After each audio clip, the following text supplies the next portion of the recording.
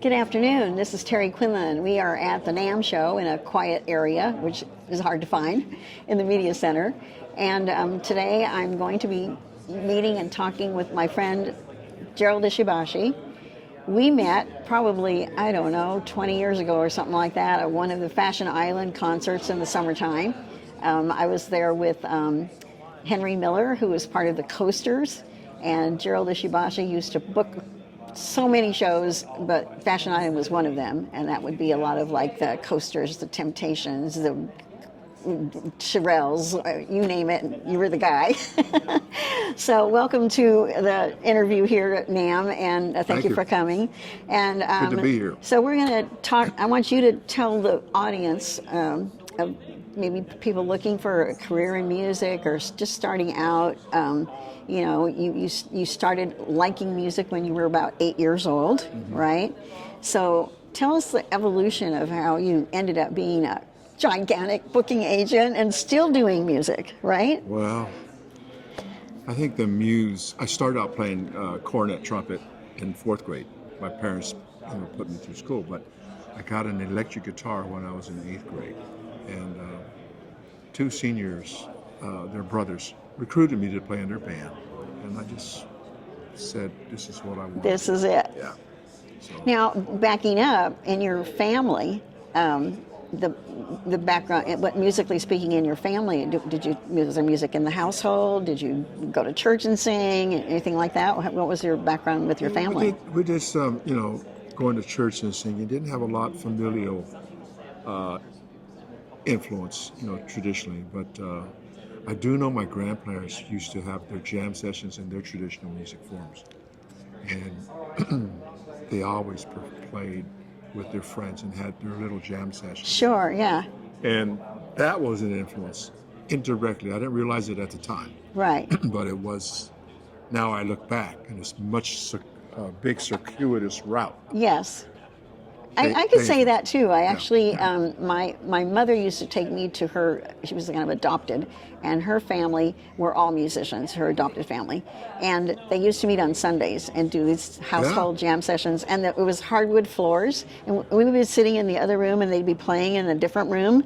And the floor, you could hear, the beat was in my feet because there was so much, Yeah. So I think, so like you're saying, you don't realize how much is influencing you, but it's subjective. The beat is on, right? It doesn't appear, the realization doesn't appear to years later. Right. That influenced you. Yeah. So, and you have, was it your mother did some singing, right? Or was it somebody else in your family? My mother-in-law was named the Songbird of Manzanar.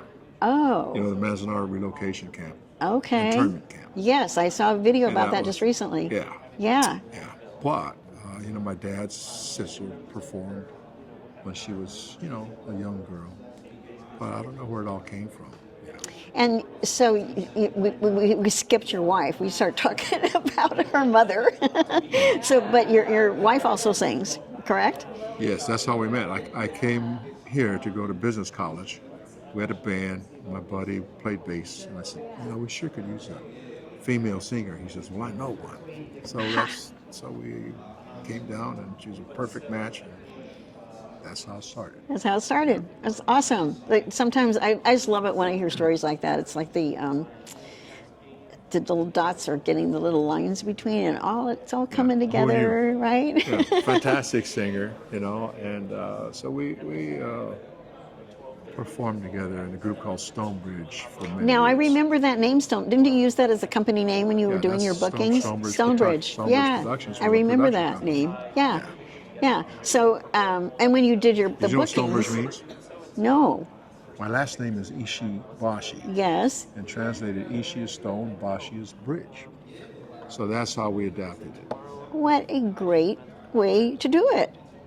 Yeah, and you were well known. I remember that name coming up from time to time. Thanks to Bridgestone Tires. It's the same last name. Really? Same last name. Yeah. The gentleman who started Bridgestone Tires took out full-page ads in the New York Times and the LA Times, and he explained to his, to market that, hi, my name is, Mr. Ishibashi. It means stone bridge, but since he revered Firestone tires, he switched it around and called it Bridgestone. Oh, how And I think since then we fascinating. purchased Firestone. That's amazing. Yeah. Wow. Things have changed so much. Now we all the way in the evolution of AI, which is like, just look it up. Right? Yeah. But let's talk more about your family. You have three. You've passed your skill on, your music skills. You and your wife have passed it on to your daughters. Uh-huh. Talk a little bit about your daughters, because you just got back from New York and you've been to Japan. Tell us what you do lately, and you're even doing performance now lately. You're still booking things, right? Well, Talk we about that. produce pretty much, and part of producing is to book it. But you've asked about my daughters. They grew up backstage at all of our concerts, so they're back. They got very comfortable with artists from all genres: jazz, pop, rock, rhythm and blues, country. And they would handle the room like this, the VIP reception, and go up to David Clayton Thomas and say, "Would you like some dessert?" Or Sergio Mendes. grunt And job. I'd always tell my daughters, "Take a picture with him." And they go, "No, we don't want to take a picture." And now they go. My eldest daughter went to UCLA, for theater. Theater, And she had to take a history of popular music course. And one weekend she came home, she says, "Dad, you didn't tell me all those people were famous." It's Three Dog Night, Tower of Power, Blood, Sweat, and Tears, just Shirelles, and on up to Commodores and whatnot. But they didn't realize it at the time, that they were in a room with these great artists, these great creators, some of them who were Rock and Roll Hall of Famers, but they were just adults to them. They were human beings. Right. And they were able to absorb, their energy and their attitudes. Sure. And they saw how it worked, to be in that environment. And that even includes the troubleshooting, because sometimes a piece of equipment goes out, or somebody didn't show up on time, or whatever the they've thing seen it is, all. right? Yeah. Yeah. So you reaching obstacles while you're trying to put something together. It's a management job, which most people don't even think Bottom about line, it like if the that. show time says 8 o'clock, you're at 8 o'clock. Yeah. And whatever it takes to get there. So they grew up with that, and they've seen it. They've seen all the challenges, most of the challenges, and what it takes, and how to carry yourself in that kind of environment. So, yeah. And from your perspective, you learned on your own, right? I mean, nobody taught you. There's no template for a creator. Whether you're a poet, a painter, a musician, a singer, there's really no template. You have to create your own rule book, your guidelines. If you're an attorney, if you're studying for the CPA or any of these types of professions, you go to this school. There's certain milestones, and you kind of follow. But as a creator, you have to improvise. You're the ultimate entrepreneur. That's exactly right. And even no matter when you're in school, I took a social media marketing course in 2013. In 2013, it was like a hot thing. I'm looking to the future. And now, what I learned in 2013, YouTube was in the background. People were questioning Facebook, whether it was going to be good or not. And Instagram was hardly ever there at all. So it's a really gigantic transition to present. And you studied marketing, correct? Yeah, I was fortuitous. When I came up to go to college, I was thinking I could go get a degree in music or in business. And for some reason, I chose business with a concentration in marketing, which was a blessing. I mean, and everything I do is based on marketing, talent, creators, right, and events. See, it's the same theory. You've got a target audience, and you're going to get the message to them about X, Y, Z, whatever that is. And in your situation, it's an event, and so all of the hundreds of little details that go along with production, from the people showing up, the contact information. Today I was missing my contact for you. You know, a very important thing. Found you. You found me. We found you on Facebook, actually. Yeah. I went back to my So- Facebook feed and said, "Oh, there's a note. There's a note." Yeah. So one of the questions I asked you, which it leads into more of a philosophical outlook on life, and that was I asked you if you had any recommendations for somebody just starting out in the business of music. You know, what would you tell them is a recommended thing to do? And you gave me a very philosophical answer, which kind of matches what John Baptiste was saying, and I heard him yesterday, and I got a hug from him too. But he was saying yesterday that if you think you have to go up a path, the top of the hill, and you have an expectation to reach that plateau, and you get there, but you didn't think you did a good enough job, then you're constantly playing head games with yourself.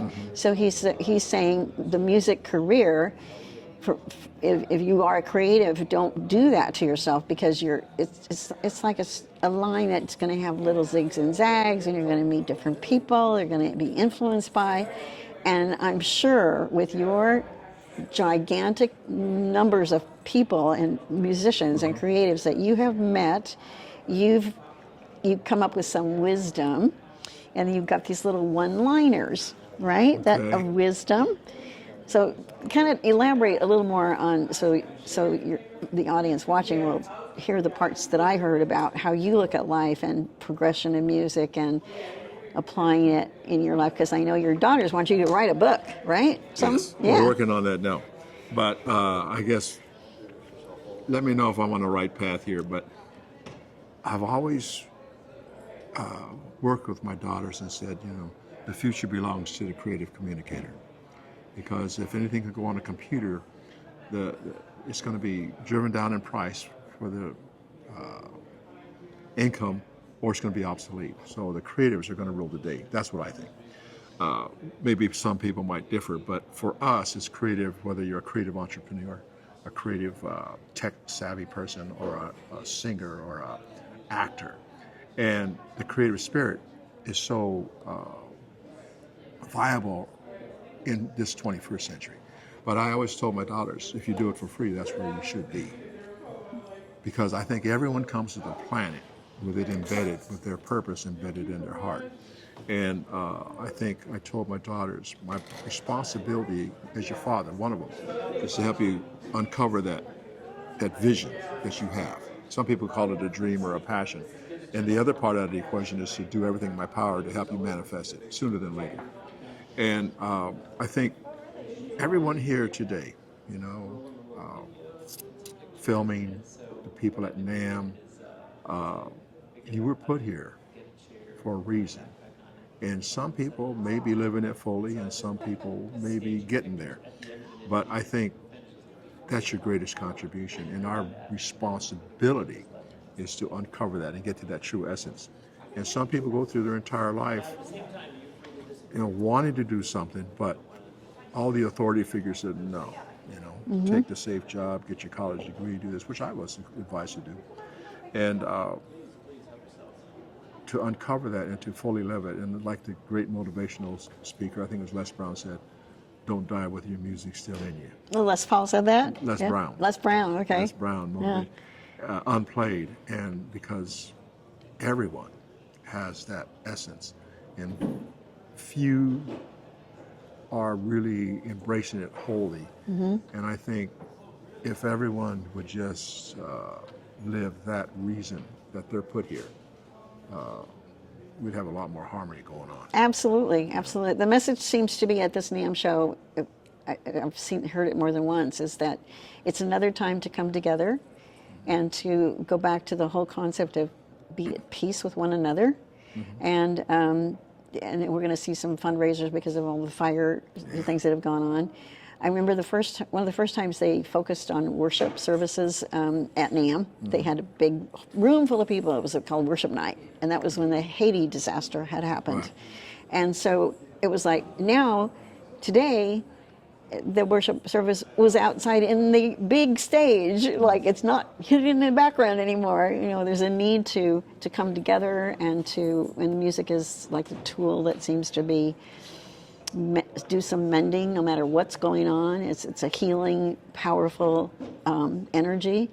And that seems to be the message here, is that we're all family.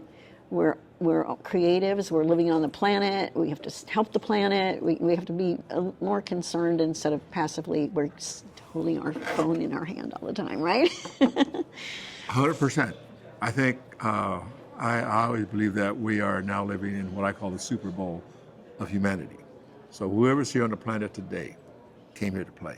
Whether you want to be on the field or you're a coach, you're a marketing executive, this is the time, because all the forces have converged, regardless of your political persuasion or religion or your ethnicity.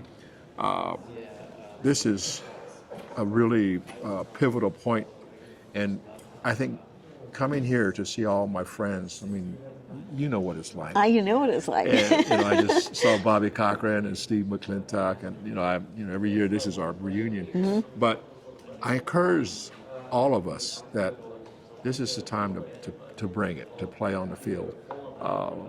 Some people want to be coaches or assistants or the quarterback or whatever your role is, whatever you are destined to do. We need your full force now, especially in this world climate that we have today. And I've always believed that. I've committed myself to all facets of entertaining and uplifting humanity through ours is music. My daughter's is film, television, stage, and Broadway. Quite an impressive. The written word. Yeah, I've looked her up, and she's from UCLA. I seriously studied acting and all of that. So they she's all are accomplished. Trained. Yeah. But I think the common thread, and for most of us and anybody watching, there is a pulse that beats that says, "Do this." It's that little, what do you call it? Jiminy Cricket on your shoulders. Yeah. Do this. Mm-hmm. And a lot of people are living it.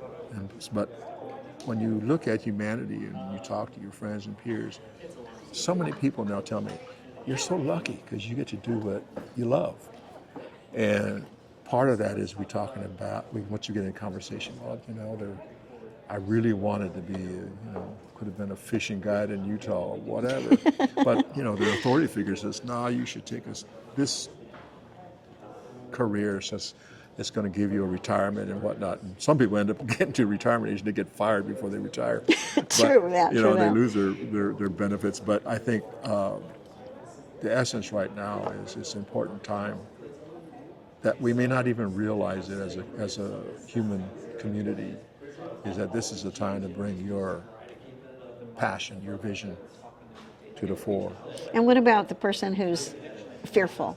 Because it seems to me most of the time it's like that fear is the obstacle that keeps some people from moving forward. It's like, oh, it's not for me. I don't know if I should do it. That kind of thing.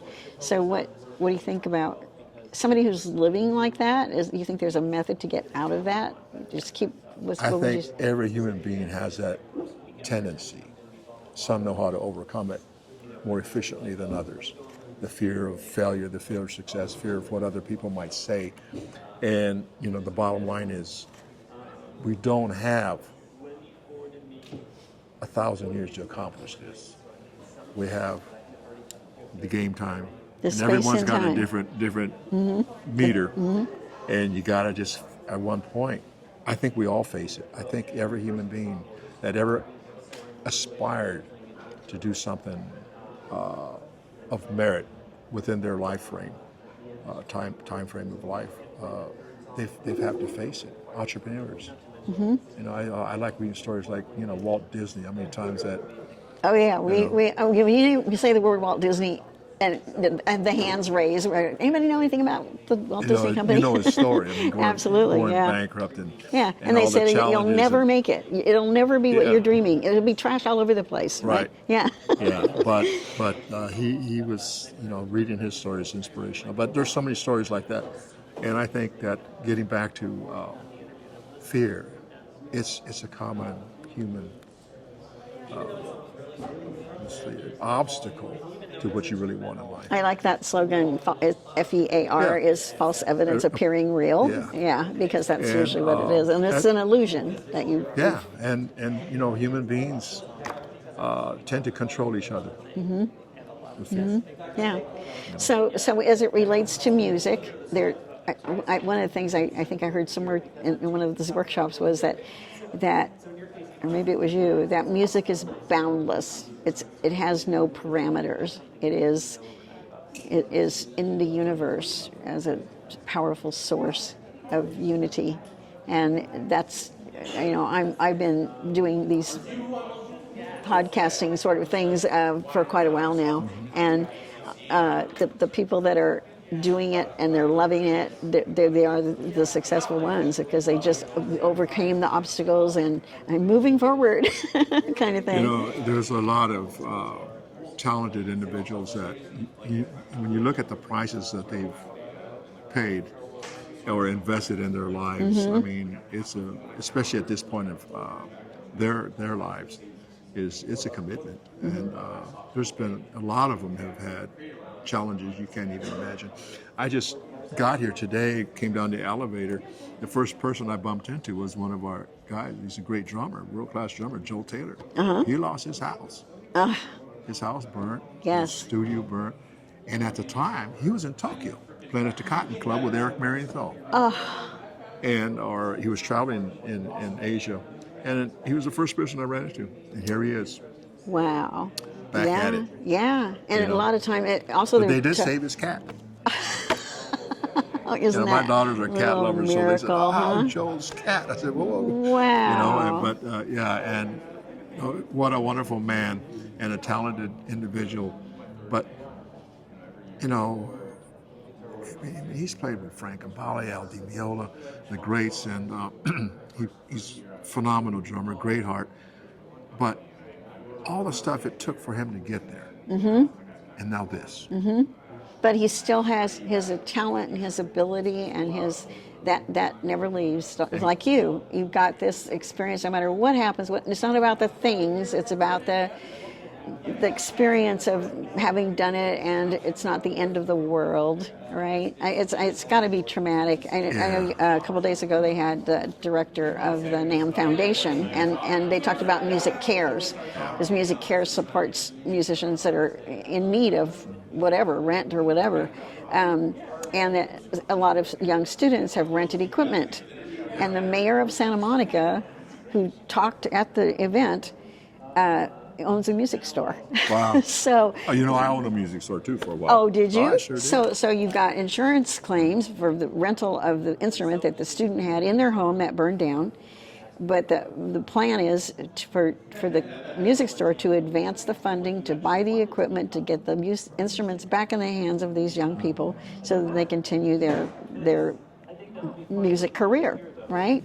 It's mind-boggling when you think about the chain reaction of all of this that's going on. Yeah, I think, you know, we have a responsibility to support them, but just like Joel, he showed up today. Yeah. He's here. Yeah, he's here. Family. You know, it's a back, family he's thing. engaged. Support here. Yeah. And what a heartfelt, talented human being. Lost everything in a fire, and he shows up at NAMM, getting back on track. And that resilient character, you know, that fiber of character within him is just like, you know, he's going. Yes. You know, that stuff happened. Let's go. Yeah. So it's, you know. I bet we're going to hear many, many, many music stories that are going to be overwhelming. We've had a lot more friends that were impacted by that fire. Yeah. So do you have any like one-liner phrases that you would like to? Because you quoted some, and I don't know what you're clue. I give you have a clue. A gazillion, but well, I don't know what's now appropriate. your daughters have requested that you write a book and put these slogans. What do you call them? Messages of hope, or you call them messages of wisdom, you know, or what are you going to do? I wanted to give them little snippets, and all three girls, as they're growing up, you know, I wanted them to express whatever their unique vision in life happens to be, and which they are doing. And so I would come up with phrases to encourage them and to hopefully guide them.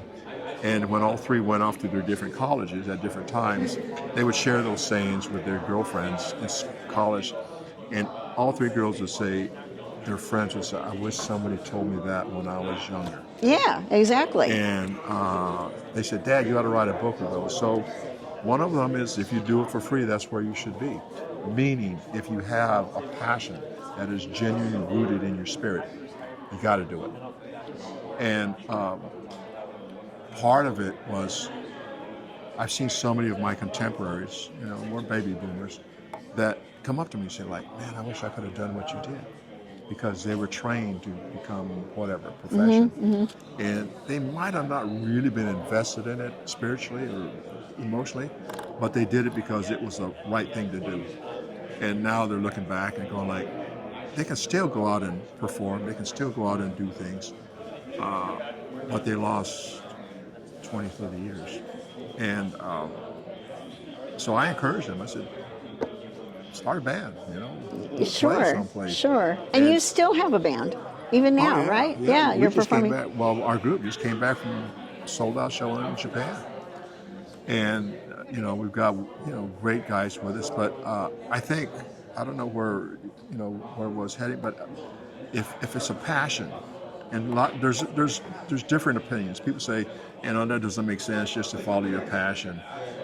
You should be smart and do the right thing and take this college course and do this and do this, Right. which we've all been exposed to. But I think really at the end of the day, another thing I like to quote Les Brown, he says, wouldn't it be a great tragedy not only to show up at the end of your life with the music still in you unplayed, but the other thing he said, imagine it's your last moment, you're in a bed, and standing all around your bed are all your hopes and dreams and ideas that were unfulfilled, and they're glaring at you, angry, saying, and now we must die with you.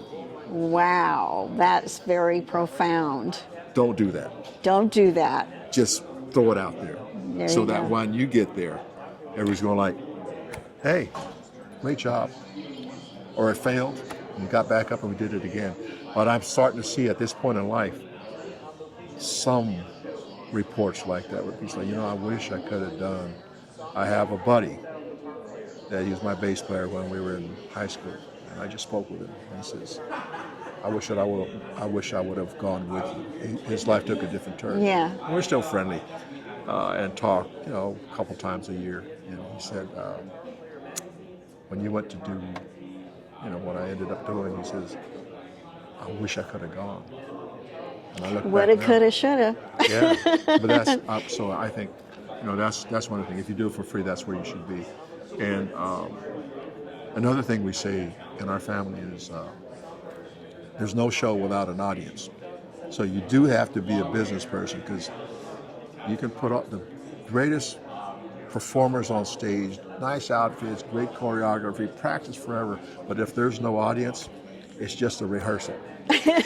True. So you need to pack it, because if you pack it, you fulfill a need in humanity, and you lift them up, and also you're able to monetize it, so you can come back next time. Right. So there's no show without an audience, and that's where the marketing and business side comes in. Whatever you do, whether you're releasing a book, I just see online, people have a book, and recently I saw a couple authors out in different cities, and they're sitting there by themselves, and no one's in line for the book signing. Oh no, that's embarrassing. It's hard. It's Yeah, it breaks your heart. I'm sure but it happens. I'm thinking, who was in charge? Yes. Do the homework. Get people there. Because it's not complete. The effort isn't complete unless you have a receiver. If you stand up on stage and you sing to an empty house because you didn't do your homework and bring in a crowd, it's selfish. Because as far as a creator and expression, these great musicians that we work with, it's complete when the audience receives it. Once the creator puts it out, the audience receives it, it's completed. But if there's no audience, It's very tricky. And in these times, through COVID, we did a lot of Facebook Live thing. But the performer who's used to the audience is forced to perform to a TV screen, basically. It's interesting how it took some adjustments for a lot of people, and then there were no bookings in clubs, for and all 3 that. years. Yeah, so Everybody came home that weekend in March 2020. yeah, so they had to turn into actors as if there was an audience. Yeah. So Well, nowadays it seems that probably if they can break away from the electronics and go and start doing clubs and things like that, it starts in little baby steps sometimes. Well, part of what I've been able to do with the programs I've done is find somebody there's a dancer friend of mine, Susie Vanderlip, and she takes a dance routine into schools.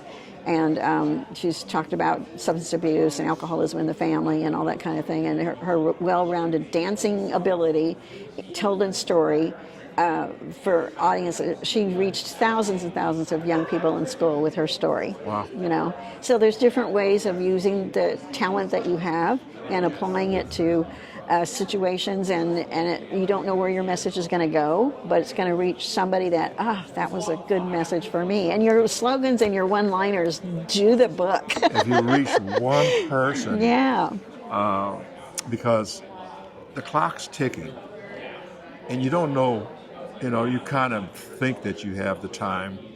And I was doing a panel once, and one of the guys on the panel, and he's older than me, he said, "Well, it sure is nice to be here in the last quarter of life." Oh dear, yeah. And I said, "We're at halftime." Halftime. What are you talking about? We're in the locker room getting ready to go back out on the field. And the audience laughed, but that's the way I look at it, is that, people say life is short. Depends on how you perceive it. I think it's long enough if you do pull out from within, but the message you're supposed to give to the community. To humanity. Yes. And I have another phrase that we learned watching all these great performers. They don't hold back. They express everything. You can do this as an attorney. You can do it as a business person. But we see it in the entertainment field, especially live on stage. And our greatest example was the gal Doris Jackson from the Shirelles. And she was with the Blossoms early on. That was Fanita. Fanita was with the Blossoms, but Doris was with the original Shirelles. And she come up, and we'd be backing her. 3 gals, they worked it, and my daughters would sit back, their little kids, watching these gals work it, singing their hearts out, performing, doing steps, engaging the audience. And the final number comes down, and they walk off stage, and they're spent. There's nothing left. And audience is yelling for more, so I go up to Doris and said, "Your choice. You want to go back out?" And she always called me a baby. "Give me a second, baby. Baby, hold on, baby." And I go, "Your choice. We'll do whatever you want." And we had played the whole set. There's no more songs. And they just worked it. The crowd is yelling. This is Newport Beach. You probably were there. Yeah, probably so. And finally said, okay, baby, let's go. I said, "What do you want to play?" Oh, a minor detail.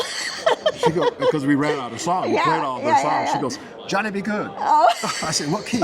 A. So I said, "You got it." I told the guys, "A, Johnny Be Good." So we went on stage, and I went back up there. I said, "Ladies and gentlemen, once again, Doris Jackson and Shirelles, give it up."